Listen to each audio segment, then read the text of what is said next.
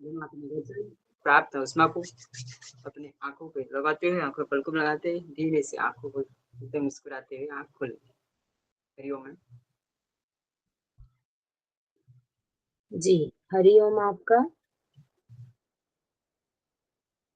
धन्यवाद पिंटू, है ना। आज की कक्षा शुरू करते हैं इसी भाव के साथ कि इस बार की परीक्षा में हम नेट जेआरएफ उत्तीर्ण कर लेंगे और इसके बाद अब किसी को भी क्लास में एंट्री नहीं मिलेगी, है ना। हो गया, टाइम खत्म। चलिए बताइए कल कहाँ तक पढ़े थे हम लोग। 15 सूत्र तक किए थे मैम। परिणाम ताप संस्कार दुख ही गुणवृत्ति विरोधाच दुखम इव सर्व विवेकी। हाँ, क्या मतलब होता है उसका। मैं ही बताऊं मैम। हाँ हाँ बताइए। हाँ, परिणाम ताप, परिणाम दुख, ताप दुख और संस्कार दुख, ऐसे 3 प्रकार के हमारे दुख है।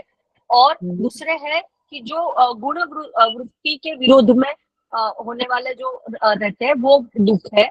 मगर ये दुख का टाइप नहीं है, बट अदर देन दैट ये है, इन सब से जो उत्पन्न होता है वो भी दुख ही है। और वो कंटिन्यूस आता रहता है। और यानी गुणवृत्ति विरोधी यानी सत्व रज और तम के अनुसार मनुष्य का स्वभाव जो रहता है उसका जो उस हिसाब से ये सभी इन शॉर्ट दुख है। यानी टाइप्स ऑफ दुख उन्होंने यहाँ पर, और कैसे इसका नाश करना है वो आगे बता रहे हैं। तो देखो 3 प्रकार के दुख होते हैं और ये दुख क्या है, सब में विद्यमान रहता है। ठीक है, मतलब सुखी मनुष्य में भी और सॉरी विवेकी मनुष्य में भी और सामान्य मनुष्य में भी। और तीनों गुणों की वृत्तियों में क्या है, मतलब उसके स्वभाव में अंतर होता है। तो इस कारण के लिए सामान्य विवेकी पुरुष के लिए, सामान्य मनुष्य के लिए तो ये मतलब क्या बोलते हैं, उसको नष्ट करने के लिए बोला गया है ना। लेकिन विवेकी के लिए क्या है, ये सब दुख जो सुख रूप है वो भी दुख ही है। तो ये बतलाया गया है। अब उसके बाद नेक्स्ट सूत्र में 16वां नंबर का सूत्र, उसमें कहते हैं कि ये यहाँ पर उपर्युक्त वर्णन से यह सिद्ध हो गया कि जन्म आयु और स्लाइड नहीं शो कर रहा है। स्लाइड ओके नहीं शो हो रहा है, एक मिनट।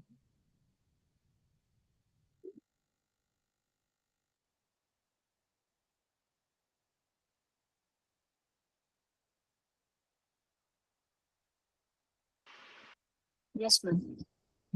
ठीक है, तो उपर्युक्त वर्णन से यह सिद्ध हो गया कि जन्म आयु और भोग रूप सभी कर्म विपाक दुख रूप हैं, इसलिए उनका मूल सहित उच्छेद करना मनुष्य का कर्म है। मतलब जन्म आयु भोग सब क्या है, ये हमको हमारे कर्मों के फल के कारण मिलते हैं। और क्या है, ये दुख रूप है, इनका जो फल हमको मिलता है। तो इसलिए उनका क्या है, जड़ से उसका नाश करना मनुष्य का क्या है, कर्तव्य है। अतः अब उनको त्याज्य अर्थात नाश करने योग्य बतलाकर उनसे मुक्ति पाने का उपाय बतलाते हुए अगला प्रकरण आरंभ करते हैं। तो ये जो हमारे दुख है, तो इनसे हम कैसे मुक्ति पाएंगे, तो उसके लिए नेक्स्ट नया प्रकरण आरंभ करते हुए 16वें नंबर का सूत्र कहते हैं, हेयम दुखम अनागतम। यहाँ पर से क्वेश्चन आया था, ठीक है, कि कौन सा दुख है वो नष्ट करने योग्य है। ऐसा मतलब 1-2 साल पहले वाले क्वेश्चन मैंने देखा था ये। ठीक है, तो जो आया नहीं है आने वाला है। ठीक है, अनागतम, अनागतम का अर्थ क्या, जो आया नहीं है आने वाला है। ठीक है, तो वह क्या है, दुख हेयम अर्थात क्या है, नष्ट करने योग्य है। मतलब जो दुख अभी हमको मिल रहा है वो हमको प्राप्त हो गया, लेकिन क्या है, जो नहीं आना है भविष्य में जो हमको आने वाला है वो क्या है, नष्ट करने योग्य है। तो देखिए वर्तमान जन्म के पहले जो अनेक योनियों में दुख भोगे जा चुके हैं वे तो अपने आप समाप्त हो गए हैं। अर्थात वर्तमान जन्म के पहले जो अनेक योनि मतलब पूर्व जन्म में हमको हमको जो दुख मिला है, ठीक है, जो दुख हम भोग चुके हैं वो तो क्या है, समाप्त हो गए हैं। ठीक है, उनके विषय में कोई विचार नहीं करना है, जो हो गया है उसको भूल जाओ, ऐसा बोल रहे हैं। तथा जो वर्तमान है वे भी भोग देकर दूसरे क्षण में अपने आप लुप्त हो जाएंगे। मतलब अभी अगर आपको कुछ किसी भी प्रकार का दुख मिल रहा है तो उसका दुख अभी आपको मिलेगा, फिर वो क्या है अगले क्षण में क्या है समाप्त हो जाएगा। मतलब कहते हैं ना कि ये समय भी गुजर जाएगा, है ना, संयम बना करके रखिए। तो अभी जो दुख मिल रहा है उसको क्या है उस दुख को क्या है हमको सह लेना है। मतलब क्या है और क्यों, क्योंकि वो अगले क्षण समाप्त हो जाएंगे अपना फल दे करके। लेकिन अब उनके लिए भी उपाय की आवश्यकता नहीं है। क्यों? क्योंकि वो तो अपना फल दे करके समाप्त हो जाएंगे। परंतु जो दुख अभी तक प्राप्त नहीं हुए हैं, भविष्य में होने वाले हैं, जो अभी हमको मिला नहीं है, भविष्य में जो दुख होगा उनका नाश उपाय द्वारा अवश्य कर्तव्य है। इसलिए उन्हीं को क्या है हेय बतलाए हैं। तो जो भविष्य में हमको जो दुख होने वाला है उसको क्या है उसके उपाय के द्वारा क्या है वो नष्ट करना हमारा कर्तव्य है। तो इसलिए उन्हीं को क्या है हेय बतलाया है। तो नेक्स्ट नंबर का सूत्र कहते हैं, तो जिसका नाश करना हो। अच्छा, इसको एक एग्जाम्पल के द्वारा देख लेते हैं, है ना।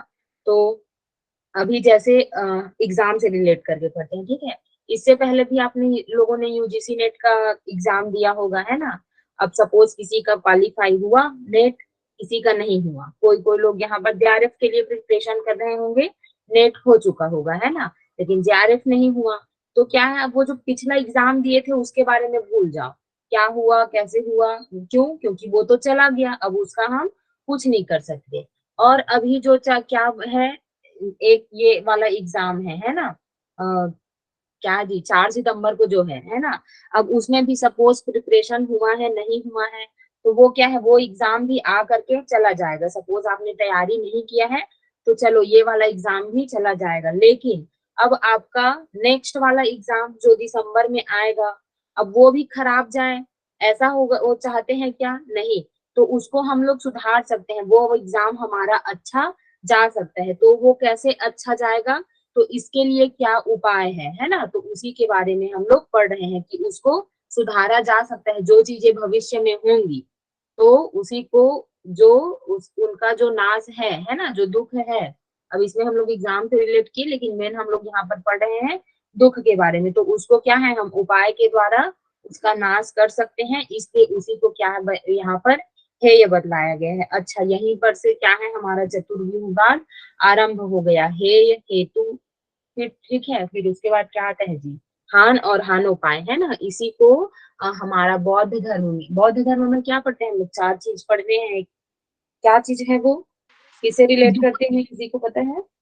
यस मैडम, दुख का कारण और उसके दुख का निवारण, फिर भविष्य में दुख न हो उसका भी ये ये करते उपाय हैं, क्या है ना। बोलते तो हैं। उसको बोलते हैं आर्य सत्य, ठीक है। तो जो 4 आर्य सत्य है बौद्ध धर्म का, उसी को हमारे योग दर्शन में चतुर्व्यूहवाद कहा गया है, ठीक है। अब उसके बाद यहाँ पर किसके बारे में पता चल गया हमको? हेय के बारे में। ये हो गया हमारा पहला। फिर उसके बाद इससे रिलेटेड भी क्वेश्चन आया है, ठीक है। एक कौन कौन सा सूत्र इससे रिलेटेड है? हेय हेतु हान और हानुपाय से। किसी मैम ने, शायद पूजा भारती मैम ने मेरे को मैसेज करके ये भेजा भी था, तो आप लोग इसको मार्क करके रख लेंगे। फिर उसके बाद नेक्स्ट नंबर का सूत्र है हमारा, जिसका नाश करना हो उसके मूल कारण को जानने की आवश्यकता है। 1 minute, someone is trying to join. Payal Soni ma'am,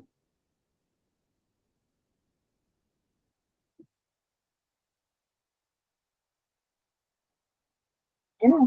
तो जिसका नाश करना हो उसके मूल कारण को जानने की आवश्यकता है, क्योंकि मूल कारण के नाश से ही उसका पूर्णतया नाश हो सकता है, नहीं तो वह पुनः उत्पन्न हो सकता है। अतः उक्त हेय का हेतु कारण बतलाते हैं। तो अब किसी भी चीज का हमको नाश करना है ना, किसी भी समस्या का समाधान करना है, तो उस समस्या का समाधान कैसे होगा? जब हमको उसके कारण के बारे में पता होगा। जैसे कि सपोज कोई बीमारी है, तो वो बीमारी हमको उसको ठीक कर पाएंगे कैसे? जब हमको उस बीमारी का कारण पता होगा। क्यों? क्योंकि मूल कारण के नाश से ही उसका पूर्णतया नाश हो सकता है।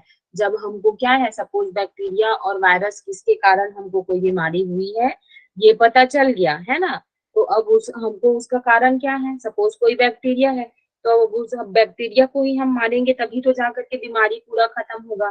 तो इसी कारण क्या है, मूल के नाश से ही उसका पूर्णतया नाश हो सकता है, नहीं तो वह क्या है, पुनः उत्पन्न हो सकता है। अब वो बैक्टीरिया पूरी तरह से क्या है, खत्म नहीं हुआ है, तो क्या है, फिर से वो बीमारी को जन्म दे देगा।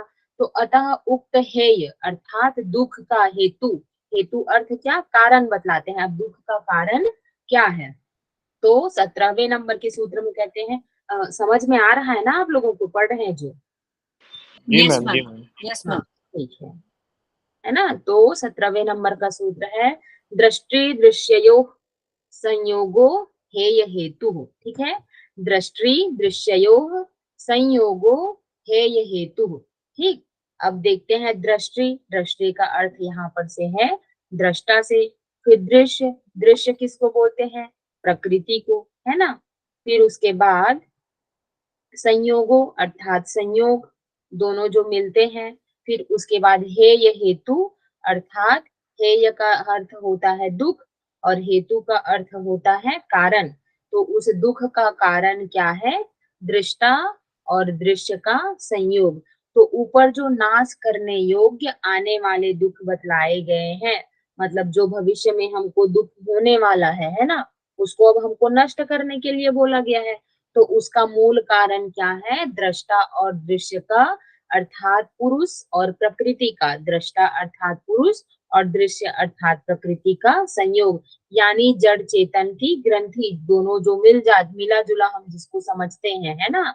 अतः इस संयोग का नाश कर देने से मनुष्य सर्वथा दुखों से निवृत्त हो सकता है। मतलब प्रकृति और पुरुष दोनों को क्या है, हम अज्ञानवश एक समझ रहे हैं, है ना, का जो संयोग हुआ है, तो वही क्या है, दुख का कारण है, ठीक है। तो पहला 16 में बताया गया है हमारे हेय के बारे में, फिर उसके बाद यहाँ पर बताया गया है हेय हेतु अर्थात दुख के कारण के बारे में, ठीक है। फिर उसके बाद कहाँ चला गया ये, है ना। तो समझ में आया आप लोगों को? जी मैम। Yes ma'am. अब उसके बाद 18वें नंबर के सूत्र में आगे बढ़ते हुए कहते हैं, तो पूर्व सूत्र में दृष्टा, दृश्य और उनका संयोग, इन तीन के नाम आए हैं। तो उसमें पहले दृश्य का स्वभाव, दृश्य का स्वरूप और उसका प्रयोजन। दृष्टा के बारे में बाद में बतलाते हैं, पहले अब यहाँ किसके बारे में बता रहे हैं, दृश्य। तो दृश्य क्या है हमारा, क्या है दृश्य, प्रकृति। प्रकृति है। तो प्रकृति में अब हम लोग, हाँ, अब यहाँ पर हम किसके बारे में पढ़ेंगे, प्रकृति का स्वभाव, फिर उसके बाद उसका स्वरूप, और फिर उस प्रकृति का कार्य क्या है, उसका प्रयोजन क्या है, उसका उद्देश्य क्या है। ठीक इसी तरह हम लोग क्या है, ईश्वर के बारे में भी पढ़े हैं, है ना, कि ईश्वर का लक्षण क्या होता है, उसकी विशेषता क्या होती है ना। तो उसी तरह से यहाँ पर प्रकृति के बारे में बताया गया है। तो हमारा जो 18वां नंबर का सूत्र है उसमें कहते हैं, प्रकाश क्रिया स्थिति शीलम भूतेन्द्रियात्मकम भोग वर्गार्थम दृश्यम, ठीक है। एक बार और पढ़ते हैं, प्रकाश क्रिया स्थिति शीलम भूतेन्द्रियात्मकम भोग वर्गार्थम दृश्यम, ठीक है।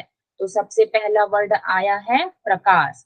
अब प्रकाश हमारे किससे रिलेटेड है, चलिए पहले वो ही देख लेते हैं, सत्व गुण से, ठीक है। फिर क्रिया, क्रिया हमारे है रिलेटेड रजस गुण से, मतलब सत्व गुण का कार्य क्या होता है, प्रकाश, है ना।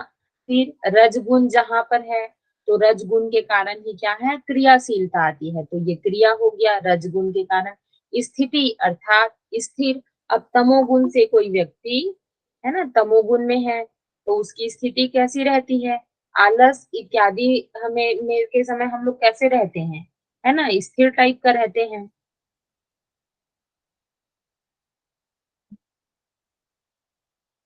लाभी मैम कैसे लेट से आ रहे हो आप,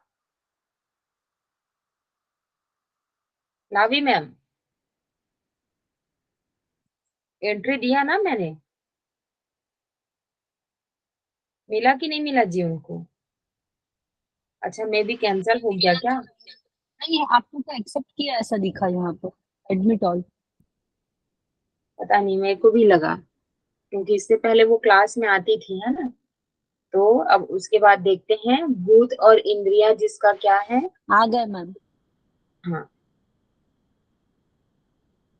लावी मैम कैसे लेट से आ रहे हो आप? नो मैम, वो स्टार्टिंग में ज्वाइन किया था लेकिन नेटवर्क फ्लक्चुएट हुआ तो फिर लीव हो गए थे। अच्छा, ठीक है, नेक्स्ट टाइम लेट नहीं कीजिएगा, क्योंकि आपके कारण देखिए क्लास को इंटरप्ट हुआ है, थोड़ा सा समय हमने आपको पूछने में लगाया है ना? तो नेक्स्ट टाइम से ध्यान रखिएगा, टाइम से जुड़ जाएंगे, है ना? चलिए, अब उसके बाद नेक्स्ट कहाँ गया जी? प्रकाश, क्रिया और स्थिति, वहां तक आए थे। हम्म,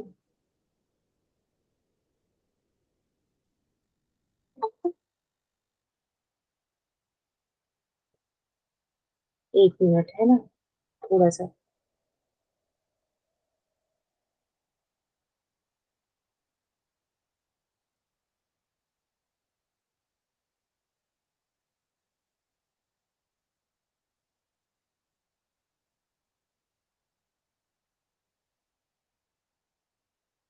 चलो, अब उसके बाद आगे बढ़ते हैं हम लोग। तो देखिए यहाँ पर क्या पढ़ रहे थे? प्रकाश, क्रिया और स्थिति जिसका स्वभाव है। अब ये स्वभाव किसके, हाँ ये नीचे नीचे दिया होगा, है ना? तो ये वहां पर से देखेंगे तो भूत और इंद्रिया। भूत का अर्थ हमारे पंच महाभूत से, और इंद्रिया क्या है? जिसका प्रकट स्वरूप है। और भोग, भोग किसके लिए? पुरुष के लिए। और अपवर्ग अर्थात मुक्ति किसका? पुरुष का। तो भोग और मुक्ति का संपादन करना ही क्या है? जिसका प्रयोजन है, ऐसा दृश्य है, अर्थात ऐसी हमारी प्रकृति है। अब उसके बाद देखते हैं सत्व, रज और तम, ये तीनों गुण हैं, और इनका कार्य जो कुछ भी देखने, सुनने में और समझने में आता है, वह सब का सब दृश्य के अंतर्गत है। तो सत्व गुण का मुख्य धर्म क्या होता है? प्रकाश। तो यहाँ पर पहला वर्ड जो हमारे सूत्र में दिया गया है वो किससे रिलेटेड है? सत्व गुण से। तो प्रकाश किसका गुण है? सत्व गुण का। फिर रजोगुण का मुख्य धर्म क्या है? क्रिया है, हलचल। तो इसी के कारण से जब हम लोग देखते हैं, एक मिनट, है ना, चलिए आगे बताऊंगी। जो सत्व गुण है, सॉरी रज गुण है, वो हमारे जो तमस और सत्व गुण है उसको क्या है? एक्टिवेट करता है, उसमें क्रिया करने के लिए उसको प्रेरित करता है। तभी आगे सृष्टि क्या है? आगे बढ़ती है ना, विकासवाद के लिए। फिर उसके बाद, और तमोगुण का मुख्य धर्म क्या है? स्थिति, अर्थात जड़ता, जो चीज स्थिर है, और सुसुप्ति आदि है। तो इन तीनों गुणों की साम्यावस्था को ही क्या है? प्रधान या प्रकृति कहा जाता है। प्रकृति क्या है? गुणा नाम साम्यावस्था, ठीक है, प्रकृति गुणों की साम्यावस्था है। तो फिर यह सांख्य व मत है, अतः सब अवस्थाओं में अनुगत इन तीनों गुणों का जो प्रकाश, क्रिया और स्थिति रूप क्या है? स्वभाव है, वही दृश्य है। तो प्रकृति का स्वभाव कैसा है? प्रकाश, क्रिया और स्थिति।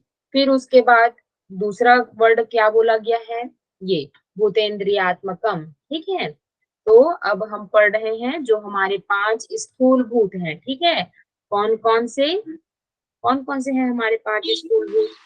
आप तेज, वायु, अग्नि, जल। हाँ, ठीक है। तो आकाश, वायु, अग्नि, जल और पृथ्वी, ये क्या हुए? हमारे 5 स्थूल भूत। और इस 5 स्थूल भूत जिनसे मिल करके बनते हैं, है ना, तो इनसे भी सूक्ष्म हमारी जो क्या है?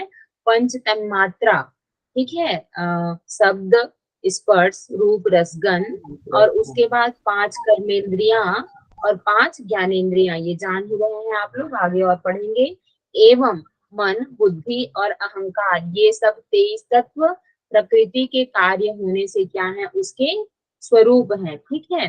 तो ये हो गया, पहला हम लोग क्या पढ़ लिए? उसके स्वभाव के बारे में, ठीक है, प्रकाश, क्रिया और स्थिति जिसका क्या है? स्वभाव है। और ये 5 स्थूल भूत, 5 हुआ यहाँ पर। फिर ये 5 तन्मात्रा 10, 5 कर्मेंद्रिया 15, और 5 ज्ञानेंद्रिया 20। फिर उसके बाद मन 21, बुद्धि 22, और अहंकार करके क्या हुआ? 23। तो ये सब 23 तत्व क्या है?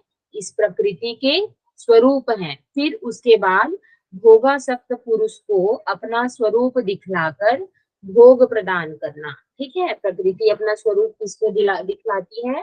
पुरुष को, तो इसको भोग प्रदान करना, और फिर उसके बाद जो मुक्ति चाहने वाले योगी को दृष्टा का स्वरूप दिखलाकर मुक्ति प्रदान करना दृश्य का प्रयोजन है। अर्थात पहला जो भोगासक्त पुरुष है, जो पुरुष भोग करना चाहता है, उसको अपना सुख स्वरूप दिखाकर प्रकृति क्या है, भोग प्रदान करती है।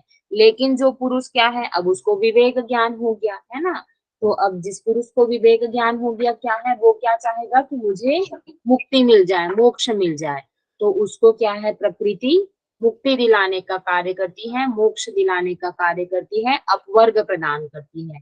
तो ये इस दृश्य का क्या हुआ, प्रयोजन। तो प्रकृति के दो प्रयोजन हुए, पहला उसको भोग प्रदान करना पुरुष को, और दूसरा उसको अपवर्ग प्रदान करना।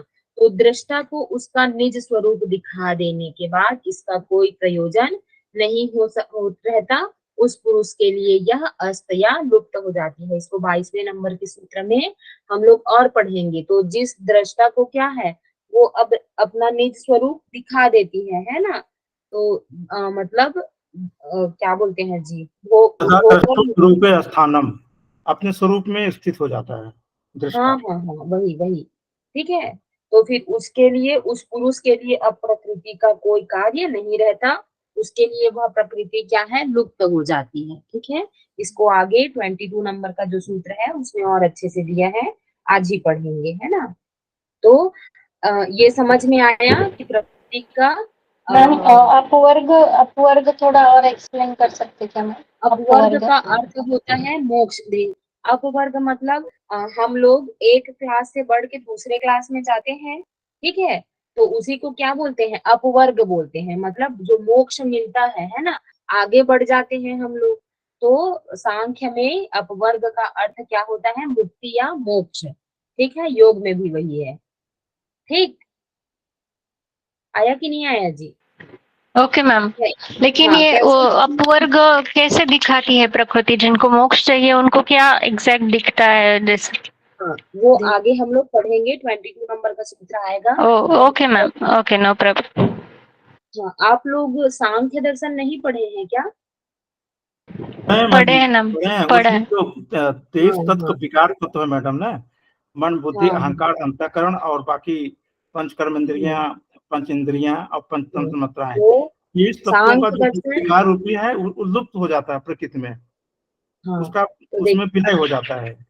तो फिर वो दृष्टा और प्रकृति का विच्छेद होने पर फिर उसको मुक्ति मिलती है। तो देखिए होता क्या है, मतलब सांख्य दर्शन बड़ा ही इंटरेस्टिंग है ना। ये टॉपिक मतलब बहुत अच्छा है, समझने में थोड़ा दिक्कत होता है, लेकिन एक बार जब समझ में आ जाए तो फिर उसके बाद मजा आता है। योग दर्शन और सांख्य दर्शन मतलब बाकी दर्शन मुझे पर्सनली जितना मजेदार नहीं लगता उतना ये है। ज्यादा नहीं पढ़ा है हम लोगों ने, हमारे सिलेबस में ज्यादा नहीं था, लेकिन जितना भी था बड़ा ही अच्छा था, है ना। तो आगे हम लोग और पढ़ेंगे इसको। अभी इस वाले सूत्र के लिए आगे बढ़ते हैं, है ना। तो यहाँ पर अब हमने क्या है, पहले क्या है, दृश्य या प्रकृति के स्वभाव के बारे में पढ़ा। तो उसका स्वभाव कैसा है, प्रकाश, क्रिया और स्थिति, और ये तीनों किससे रिलेटेड है, गुणों से। ठीक, फिर उसके बाद उसके स्वरूप के बारे में पढ़ा। उसका स्वरूप क्या है, ये जो 23 हमारे तत्व हैं वही उसका क्या है, स्वरूप है। फिर उसके बाद उसका प्रयोजन क्या है, तो उसका प्रयोजन क्या है, पहला वो पुरुष को अपना स्वरूप दिखाकर भोग प्रदान करती है, और जो मुक्ति चाहता है उसको मुक्ति दिलाती है। ठीक है, फिर उसके बाद इस चीज को, हाँ चलिए ऐसा भी समझ सकते हैं, मतलब जिस चीज को जैसा देखना चाहते हैं, जैसे कि अगर हम लोग श्रीमद् भगवत गीता को देखें, है ना, तो भक्ति, जो भक्ति योग से संबंधित है उसको वो भक्ति प्रदान करती है, जो मुक्ति चाहता है उसको मुक्ति प्रदान करती है, जो ज्ञानी ज्ञान चाहता है उसको ज्ञान प्रदान करती है। तो ठीक उसी प्रकार पुरुष क्या चाहता है, दो ही चीज चाहता है, पहला है भोग और दूसरा है मुक्ति। तो जो भोग चाहता है उसको भोग देती है प्रकृति, और जो मुक्ति चाहता है उसको मुक्ति देती है, अपवर्ग देती है। ठीक है, अब उसके बाद नेक्स्ट नंबर के सूत्र में बढ़ते हैं। तो उस उस दृश्य के भेदों का वर्णन अपने ग्रंथ में परिभाषा में करते हैं। तो अब क्या है, दृश्य का जो भेद है, मतलब कितने किस प्रकार की होती है प्रकृति, है ना। तो उसके बारे में हमारा 19वें नंबर का सूत्र है, उसमें कहते हैं, ये वाला क्वेश्चन भी आया है ना। कब के क्वेश्चन में आया है, मैंने एग्जाम दिया था दिसंबर 2022 और ये क्वेश्चन आया था दिसंबर 2021 में, ठीक है। तो बोला गया है विशेषा विशेष लिंग मात्र लिंगानी गुण परवानी, ठीक है। विशेषा विशेष लिंग मात्र लिंगानी गुण परवानी। अब इसका हम लोग संधि विच्छेद करेंगे तो सबसे पहले वर्ड आएगा विशेष, ठीक है। फिर यहीं पर से अलग हुआ है अविशेष, ठीक। फिर उसके बाद लिंग मात्र, ठीक, यहाँ पर ये लिंग मात्र। फिर उसके बाद एक मिनट, क्या हो गया, ये अलिंग, ठीक है। तो विशेष, अविशेष, लिंग मात्र और अलिंग, ये 4 गुण परवानी उपर्युक्त सत्व आदि गुणों की क्या है, भेद और अवस्थाएं हैं। तो यहाँ पर हम लोग प्रकृति के बारे में ही पढ़ रहे हैं कि प्रकृति क्या है, 4 चीजों से मिलकर के बनी है, ठीक है। विशेष, अविशेष, लिंग मात्र और अलिंग, ये प्रकृति की क्या है, 4 उसके भेद हैं, है ना। तो क्या, कौन कौन सा क्या क्या है उसको अब हम लोग देखते हैं। तो विशेष क्या है, विशेष, एक मिनट में एक पीडीएफ ओपन कर लेती हूँ, है ना।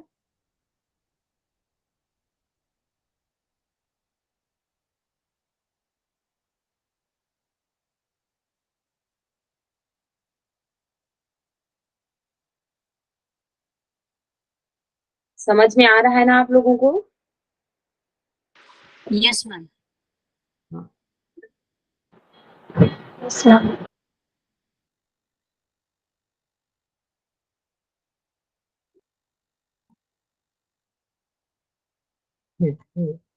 एग्जैक्ट है ना। तो यहाँ पर देखिए, थोड़ा सा और छोटा कर लेते हैं, एक मिनट, कहाँ चला गया अभी, ये है ना।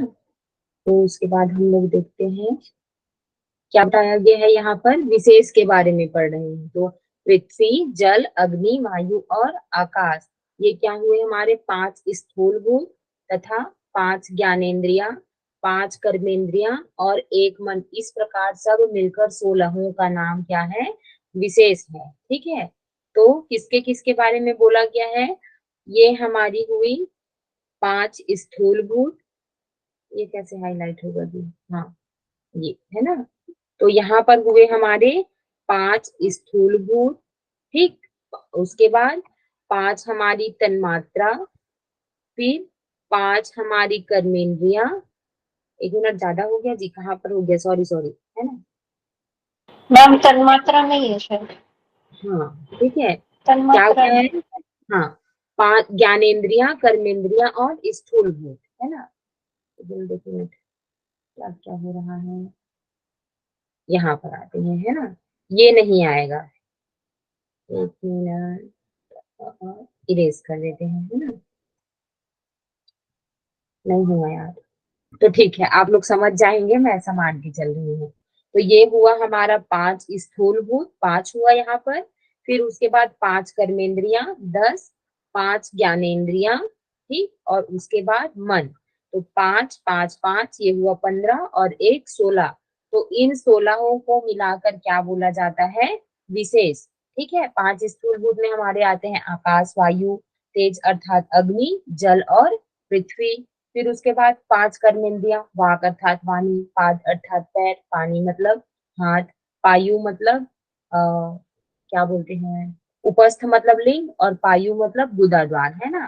फिर उसके बाद है हमारी 5 ज्ञानेंद्रियां, घ्राण अर्थात नाक, रसना अर्थात जिह्वा, चक्षु अर्थात हमारे नेत्र, त्वक अर्थात त्वचा, और श्रोत अर्थात हमारे कर्णेंद्रिया है। और उसके बाद हो गया मन। तो इन सब को मिलाकर, इन 16 को मिलाकर क्या बोला जाता है, विशेष कहा जाता है।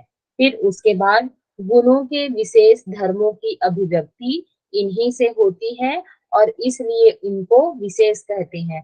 तो जो हमारे गुण है ना, तो उसकी अभिव्यक्ति इन्हीं 16 के माध्यम से होती है और सांख्य, इसी कारण इसको क्या बोला जाता है, विशेष बोला जाता है। और सांख्य कारिका में इसका नाम क्या है, विकार रखा गया है। ठीक है, तो हमारे जो जैसे जैसे जिस गुण का होता है तो उसकी अभिव्यक्ति क्या है, इन्हीं सब के द्वारा होती है, तो इस कारण से इसको क्या बोला गया है, विशेष। 16 है हमारे विशेष, और सांख्य कारिका में इसी को क्या बोला गया है, विकार बोला गया है। सांख्य कारिका ईश्वर कृष्ण की क्या है, रचना है ना।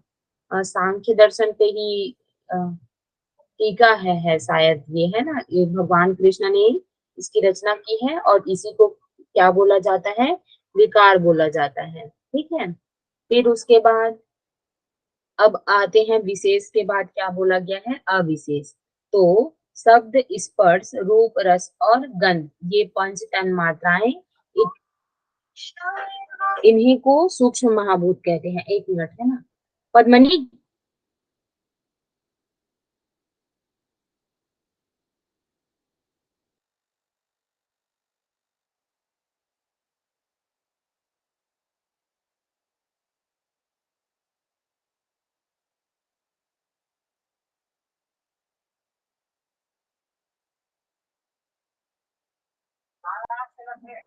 हेलो, सॉरी, एक मिनट, कंटिन्यू करते हैं, है ना।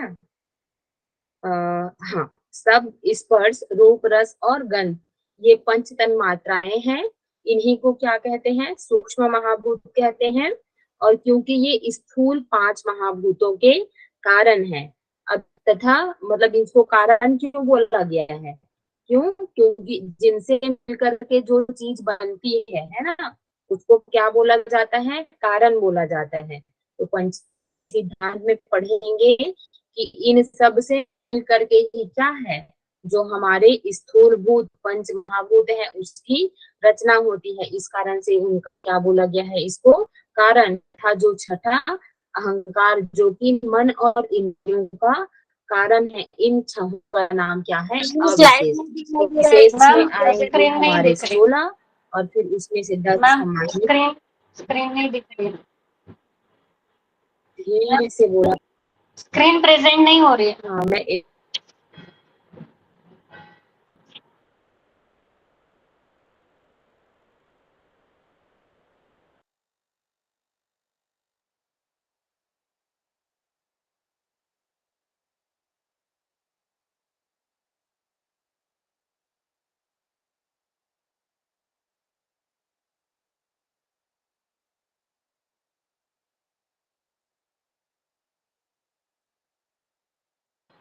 हेलो,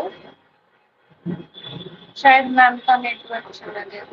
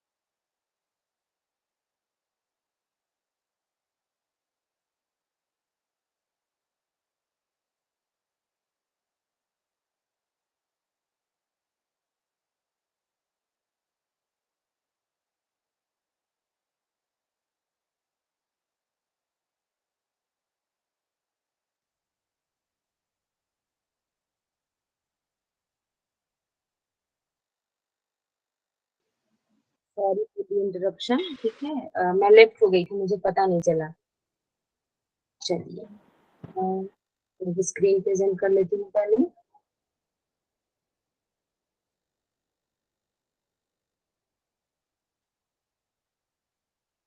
प्रेजेंट हो रही स्क्रीन?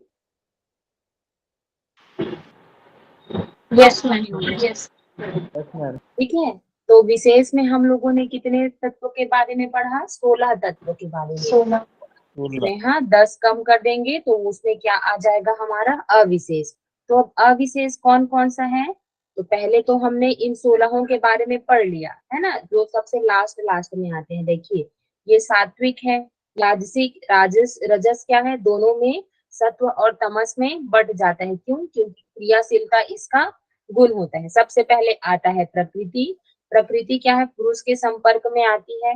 तो पहला तत्व उत्पन्न होता है, पहला विकार जो उत्पन्न होता है उसको क्या बोलते हैं हम? महत या बुद्धि। फिर उसके बाद क्या उत्पन्न होता है? अहंकार। उसके बाद क्या उत्पन्न होता है? अहंकार। फिर अहंकार क्या है? 3 प्रकार के अहंकार में बट जाता है। पहला सात्विक अहंकार, दूसरा राजसिक अहंकार और तीसरा है तामसिक अहंकार, है ना। फिर उसके बाद क्या है? इस सात्विक अहंकार से रजस मतलब सत्व और तमस क्या है? क्रियाशील नहीं होती, उसका स्वभाव ही नहीं है। तो रजस गुण है वो सात्विक अहंकार और जो तामसिक अहंकार है ना, दोनों में बट जाता है, दोनों को क्रियाशील करता है। और सात्विक अहंकार से सजीव सृष्टि होती है। मन, ज्ञानेन्द्रियां, कर्मेंद्रियां इत्यादि हमको दिखाई देती हैं सजीव रूप में, तो इससे सजीव सृष्टि होती है। और तमस गुण से क्या है? निर्जीव सृष्टि होती है। पंच तन मात्राएं दिखाई देती हैं क्या हमको? नहीं दिखाई देती है ना, मतलब दिखाई देती है लेकिन वो सजीव नहीं है। फिर उसके बाद जो उनसे क्या है? स्थूलभूत पंच महाभूत जो हमारे बनते हैं, है ना। तो अब जो इसमें आप लोग याद कैसे रखेंगे कि कौन कौन सा किसमें आता है? तो सबसे नीचे क्या है? तामसिक अहंकार में लास्ट में क्या बनता है? जो हमारे पंच महाभूत हैं वो, तो इसका लास्ट। और ये सात्विक अहंकार का, इसके भी सबसे नीचे क्या है? पंच कर्मेंद्रियां, पंच ज्ञानेन्द्रियां और मन, ठीक है। तो ये आएगा विशेष में 16 को मिलाकर। फिर उसके बाद इस 5 स्थूलभूत के ऊपर क्या है? ये हमारी जो पंच तन मात्राएं हैं, ठीक है। और उसके बाद एक आ गया हमारा अहंकार, है ना। तो इसको मिलाकर के क्या बनता है? हमारा विशेष, ठीक। अब उसके बाद इन 6 का नाम क्या है? अविशेष है। इनका स्वरूप इंद्रिय गोचर नहीं है, मतलब इंद्रिय के द्वारा दिखाई नहीं देता। इस कारण क्या है? इसलिए इनको हम अविशेष कहते हैं। अब उसके बाद लिंग मात्र, ठीक है, हम लोगों ने पढ़ लिया विशेष के बारे में, अविशेष के बारे में। फिर उसके बाद बोला गया है लिंग मात्र के बारे में। तो उपर्युक्त 22 तत्वों का कारणभूत जो महत तत्व है। अब 22 तत्व कौन कौन से? ये हो गया विशेष हमारा 16 और अविशेष कितने हैं हमारे? कितने हैं जी? 22, 16 + 6 22। Yes is equal to 22। तो ये हमारा जो लिंग मात्र क्या है? उपर्युक्त 22 तत्वों का कारणभूत जो महत तत्व है। मतलब ये सब किससे उत्पन्न हुए हैं? अब ये अहंकार और ये इत्यादि सब जो हैं, ये किससे उत्पन्न हुए हैं? हमारे महत तत्व से, है ना। और 22 कैसे हुए? ये देखिए 5, फिर 5, 5 और 5, ये हो गया 20। ये मन हुआ हमारा 21 एंड अहंकार, अहंकार हो गया हमारा 22। इसको अलग अलग सात्विक, राजसिक, तामसिक अहंकार को काउंट नहीं करेंगे। अहंकार मतलब डायरेक्ट 1 उसको काउंट करेंगे, है ना। तो ये 22 जो हमारे उत्पन्न हुए हैं, किससे उत्पन्न हुए हैं? महत या बुद्धि तत्व से, है ना। इसी कारण महत तत्व को इन सब का कारण कहा गया है ना। तो इसी को क्या बोला जाता है? लिंग मात्र। तो उपर्युक्त 22 तत्वों का कारणभूत जो महत तत्व है, जिसका वर्णन उपनिषदों में और गीता में बुद्धि के नाम से कहा गया है, ठीक है। गीता और उपनिषद इत्यादि हैं, उसमें जिसको बुद्धि नाम से कहा गया है वही क्या है? हमारा महत तत्व। उसी को क्या कहते हैं? उसी का नाम क्या है? लिंग मात्र है। और इसकी उपलब्धि केवल सत्ता मात्र से ही होती है, इस कारण इसको लिंग मात्र कहते हैं। अब इसकी उपलब्धि सत्ता मात्र से होती है, इसका तात्पर्य यह है कि ये तत्व उत्पन्न कैसे होता है ना। तो कैसे उत्पन्न होता है? इधर चला गया यार, ये है ना। तो देखिए ये प्रकृति है। तो प्रकृति क्या है? जब पुरुष से संयोग करती है, संसर्ग करती है, तो सत्ता मात्र किसको बोला जाता है? पुरुष को बोला जाता है ना। तो इससे जब संसर्ग करती है तब जाकर के महत तत्व उत्पन्न होता है। तो इसी कारण से कहा गया है कि इसकी उपलब्धि बुद्धि तत्व हमको कब मिलता है? जब क्या है? सत्ता मात्र प्रकृति के संपर्क में आता है, तो इस कारण इसको क्या बोला गया है, लिंग मात्र कहते हैं। अब चौथा तत्व आ गया हमारा अलिंग, है ना। तो मूल प्रकृति, ठीक है, जो कि तीनों गुणों की साम्या अवस्था मानी गई है।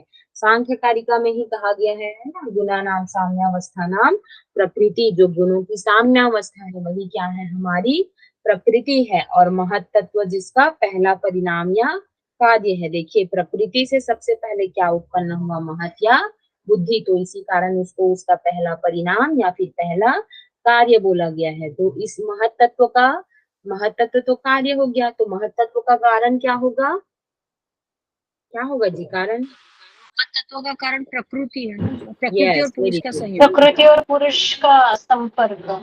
हाँ ठीक है, तो यहाँ पर उसका कारण क्या हुआ, प्रकृति, है ना। तो जिसका पहला परिणाम कार्य कहा गया जी,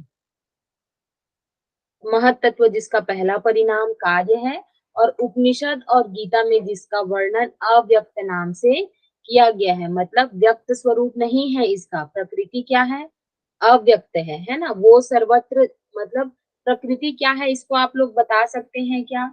ये मैं जैसे मेरे पास कुछ भी चीज है वो प्रकृति है ऐसा हम नहीं कह सकते, लेकिन प्रकृति उसका कारण है ना। तो अव्यक्त जिसको कहा गया है, और उसी का नाम क्या है, अलिंग है। और साम्यावस्था को प्राप्त गुणों के स्वरूप की अभिव्यक्ति नहीं होती, ठीक है, मतलब साम्यावस्था में जो चीज है तो उसके स्वरूप की अभिव्यक्ति नहीं होती, इसलिए प्रकृति को चिन्ह रहित क्या बोला गया है, अव्यक्त कहते हैं। तो इस प्रकार चार अवस्थाओं में विद्यमान रहने वाले ये सत्व आदि गुण ही दृश्य नाम से कहे गए हैं। चार अवस्था मतलब विशेष, अविशेष, लिंग मात्र और अलिंग, ठीक है। तो ये सत्व आदि गुण ही क्या है, दृश्य नाम से कहे गए हैं। तो ये क्या हुआ हमारी प्रकृति के भेद, ठीक है, आया समझ में? यस मैडम, ये कार्य कारण सिद्धांत है सांख्य कारिका का। हाँ यस, कार्य कार्य कारण कारण सिद्धांत है ना, सत्कार्यवाद जिसको कहते हैं, ठीक है। बाकी लोगों को समझ में आया कि नहीं आया? जी मैम। मैम थोड़ा आया है, फिर पढ़ना मैम पड़ेगा। सत्ता मात्र फिर से बता दीजिए। इसी को एक बार आप रिपीट करने बोल रहे हैं? नहीं, ये जो सत्ता मात्र ये जो बोला था ना, इसको फिर से बता दीजिए। हाँ, सत्ता मात्र का अर्थ होता है पुरुष, है ना। इसमें हम लोग किसके बारे में पढ़ रहे हैं, पुरुष के बारे में। तो इसकी उपलब्धि अर्थात जो बुद्धि तत्व है वो हमको कैसे प्राप्त होती है, कैसे उपलब्ध होती है, जब प्रकृति और प्रकृति से ही उत्पन्न होती है बुद्धि, है ना। लेकिन कब, जब वो ये पुरुष है ना, ये हमारा पुरुष हो गया, तो इससे संसर्ग करती है। तो इसी के द्वारा ही क्या है, क्या बोला गया है एग्जैक्ट वर्ड, उसकी उपलब्धि केवल सत्ता मात्र से ही होती है। प्रकृति डायरेक्ट बुद्धि को उत्पन्न नहीं करती, जब पुरुष उसके समीप आता है तो पुरुष का ही नाम क्या है, सत्ता मात्र है। तो उसके जब समीप आती है तब जाकर के बुद्धि उत्पन्न होता है। तो इसी कारण से कहा गया है कि इसकी उपलब्धि केवल सत्ता मात्र से ही होती है। इस कारण इसको क्या बोलते हैं, लिंग मात्र कहते हैं, ठीक है। सत्ता मात्र से उत्पन्न होती है, इस कारण से इसको लिंग मात्र कहते हैं। आया समझ में? Yes ma'am. हाँ ठीक है। और अव्यक्त करके क्यों बोला गया है प्रकृति को, क्योंकि प्रकृति क्या है, मतलब साम्यावस्था में है। तो साम्यावस्था में है तो इस कारण से क्या है, वो दिखाई नहीं देती है। लेकिन अब गुणों में विकार उत्पन्न हुआ तो इस कारण से क्या है, क्या बोलते हैं, नई चीजें उत्पन्न होंगी, है ना, नई नई। तो फिर इसी कारण उसको क्या बोला गया है, अव्यक्त अवस्था। और आगे पढ़ेंगे इसको, मे बी कॉन्सेप्ट पता नहीं, हाँ आएगा आएगा, है ना। अव्यक्त और व्यक्त का कॉन्सेप्ट हम लोग शायद फोर्थ नंबर का जो हमारा पाठ है, कैवल्य पाठ है ना, या फिर इसमें पढ़ेंगे, कहीं ना कहीं पर तो पढ़ेंगे, या फिर इसी में पढ़ेंगे, है ना। तो इस तरह से हो गया ये प्रकृति के बारे में। अब दृष्टा के स्वरूप का वर्णन करते हैं। तो अब हम लोग ये दृष्टा, दृश्य, इन सब के बारे में क्यों पढ़ रहे हैं, क्योंकि यहाँ पर बोला गया है उस दुख का कारण क्या है, दृष्टा और दृश्य का संयोग। किस दुख का, जिसका हमको नाश करना है। तो पहले अब 18वें नंबर के बारे में क्या है, प्रकृति के बारे में बता दिया, है ना। और फिर उसके बाद प्रकृति के जो भेद है, उसकी अवस्था है, कौन कौन से उसके भेद हैं उसके बारे में 19वें नंबर के में बता दिया। अब बच गया, कौन बच गया हमारा दृष्टा, है ना। तो उस दृष्टा के बारे में बता रहे हैं हमको 20 नंबर के सूत्र में, है ना। तो क्या बोला गया है, अब दृष्टा के स्वरूप का वर्णन करते हैं। तो दृष्टा दृश्यमात्रः शुद्धो अपि प्रत्ययानुपश्यः, ठीक है। दृष्टा दृश्यमात्रः शुद्धो अपि प्रत्ययानुपश्यः, ठीक है। तो दृश्य मात्र अर्थात क्या है, जो चेतन मात्र ज्ञान स्वरूप जो आत्मा है, ठीक है। तो दृश्य मात्र का अर्थ है जो चेतन स्वरूप ज्ञान स्वरूप हमारी जो आत्मा है। फिर दृष्टा, ठीक है। शुद्ध अपि, यद्यपि क्या है, स्वभाव से सर्वथा शुद्ध और निर्विकार है। विकार किसमें उत्पन्न होता है, प्रकृति में उत्पन्न होता है। पुरुष में किसी भी प्रकार का विकार उत्पन्न नहीं होता, इस कारण से उसको क्या बोला गया है, निर्विकार बोला गया है। हेलो, क्या बोले यस आपने? मैडम, सही बोला, निर्विकार, निर्विकार, आपने सही बोला मैडम। ठीक है। अब देखिए, प्रकृति में ही विकार उत्पन्न हुआ है, इस कारण से इतनी सब चीजें बनी है। लेकिन पुरुष का और आगे कुछ क्लासिफिकेशन हुआ क्या, नहीं हुआ। तो इस कारण से इसको क्या बोला गया है, निर्विकार। 5 मिनट, है ना। फिर उसके कहाँ पर आए थे जी, हाँ, इस कारण उसको क्या बोला गया है, शुद्ध और निर्विकार बोला गया है। तो भी बुद्धि के संबंध में बुद्धि वृत्ति के अनुरूप देखने वाला होने से दृष्टा कहलाता है। मतलब ये शुद्ध चैतन्य स्वरूप तो है ही हमारा पुरुष, ठीक है। लेकिन क्या है, अब बुद्धि के संसर्ग मतलब बुद्धि के संपर्क में आता है, तो इसी के अनुरूप देखने लगता है। इसी कारण इसको क्या बोला जाता है, दृष्टा कहा जाता है। और इस चीज को मैंने पहले ही बतलाया था। कब बतलाया था बताओ तो आप लोग, कब बताया समाधि था? पाठ में बताया था, आपने पूछा था दृष्टा और पुरुष ये दोनों में फर्क क्या क्या है, ऐसा अंतर है? कुछ। हाँ ठीक है, वेरी गुड, है ना। पढ़ रहे हो अमीना वहाँ, है ना।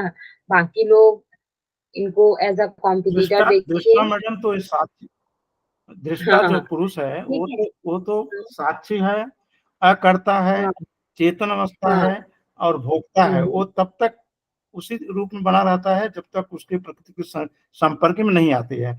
जब आता कर्ता का है। प्रकाश प्रतिदिन पड़ेगा तो त्रिगुण गुणों में हम्म, हलचल मचेगी, वहां से फिर ठीक है। बुद्धि उत्पन्न होगी, महत्व होगी, अहंकार होगा, हम्म, अहंकार से पंच हम्म, तंत्र मात्राएं होंगी क्योंकि सूक्ष्म तत्व है।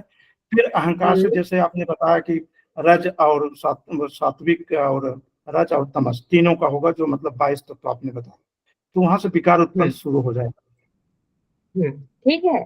तो अब इसमें क्या बोला गया है, जो केवल चेतन मात्र ही जिसका स्वरूप है, ऐसा आत्म तत्व स्वरूप से सर्वथा शुद्ध और निर्विकार है।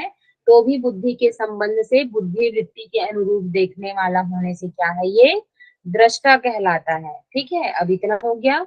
अब उसके बाद वास्तव में दृष्टा पुरुष आत्म तत्व सर्वथा शुद्ध निर्विकार कूटस्थ, ठीक है, मतलब वो अलग रहता है, असंग है, वो संग नहीं करता, ठीक है। प्रकृति आती है, तथापि इसका संबंध प्रकृति के साथ अनादि सिद्ध अविद्या से माना जाता है।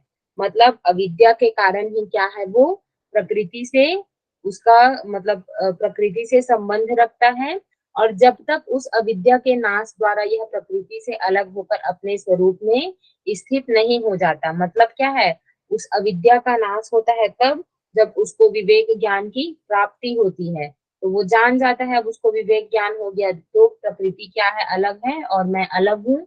और इस बात का जब उसको ज्ञान होता है तब वही क्या है, अपने स्वरूप में स्थित हो जाता है। लेकिन जब तक नहीं हुआ रहता तब तक बुद्धि के साथ एकता को प्राप्त हुआ सा बुद्धि की वृत्तियों सा देखता रहता है। और जब तक उनको देखता है तब तक इसकी दृष्टा संज्ञा है। अब इस चीज को हम लोग कहाँ पढ़े हैं, आप लोग ये बताओ, कहाँ पढ़े हैं? पर्यवसानम वाले उसमें पढ़े नहीं थे नहीं नहीं ना, नहीं, सूक्ष्म से। तदादिष्टु समाधि स्वरूप पाठ में। स्थानम में, यस, समाधि वेरी पाद के गुड। तीसरे में पढ़े थे, तदादिष्टु स्वरूप हाँ, स्थानम। ओके, वेरी गुड सौरभ, है ना। तो उसमें कैसे बोला गया है कि वृत्ति सारूप्यम इतरत्र, है ना। तो तदा द्रष्टु स्वरूपीय अवस्थानम मतलब जब अपने स्वरूप में स्थित हो जाता है तब। लेकिन जब नहीं हुआ रहता तब कैसे देखता है, जैसी जैसी वृत्तियां चलती रहती है वैसी वैसे क्या वैसे है, दृष्टा का स्वरूप रहता है। तो वही वाला कॉन्सेप्ट है यहाँ पर जब तक बुद्धि के साथ एकता को प्राप्त हुआ सा बुद्धि की वृत्तियों को देखता रहता है, और जब तक उनको देखता है तभी तक इसकी क्या है, दृष्टा संज्ञा है। और जब ये सब समाप्त हो गया तब वो क्या है, अपने स्वरूप में स्थित हो जाता है। ठीक है, तदा द्रष्टु स्वरूपे अवस्थानम, और जब तक उनको देखता है तभी तक इसकी दृष्टा संज्ञा है। और दृश्य का संबंध न रहने पर दृष्टा किसका, मतलब देखने के, दृश्य का अर्थ क्या है, प्रकृति है। प्रकृति को ही क्या है, पुरुष देखेगा। अब जब प्रकृति ही नहीं है, देखने के लिए कुछ चीज ही नहीं है, तो फिर दृष्टा किस काम का, है ना। तो दृश्य का संबंध न रहने पर दृष्टा किसका, मतलब देखेगा ही कौन, है ना। तो फिर तो यह केवल चेतन मात्र सर्वथा शुद्ध और निर्विकार ही है। ठीक है, तो अब दृश्य है ही नहीं, तब उस समय ये क्या हो जाएगा, चेतन हो जाएगा, सर्वथा शुद्ध। ठीक है, विकार रहित, मतलब अब बुद्धि के अनुरूप नहीं चलेगा, तो इस कारण से सर्वथा शुद्ध और निर्विकार। ठीक है, मतलब किसी भी प्रकार का इसमें विकार उत्पन्न नहीं होता है। ठीक है, आया समझ में हमारा दृष्टा कैसा है। यस मैडम, अब यहाँ दृष्टा को लंगड़ा बोल सकते हैं, प्रकृति को अंधा। दृष्टा लंगड़ा बोल सकते हैं और प्रकृति को अंधा। तो ये दोनों जब, जैसे एक अंधा व्यक्ति है, उसको लंगड़े आदमी को ऊपर बैठा देंगे तो वो क्या करेगा, वो रास्ता बताते चले जाएगा और प्रकृति उसके अनुसार चलती चली जाएगी, जब इनका संयोग होगा तो। हाँ, ठीक है, चलिए अब इसको आज यहीं तक करते हैं, है ना, और फिर उसके बाद क्वेश्चन आंसर कर लेते हैं। तो आया आप लोगों को समझ में। जी मैम। कोई डाउट। देखिए मैं पहले ही कह रही हूँ, बड़ा ही इंटरेस्टिंग है ना ये चीज।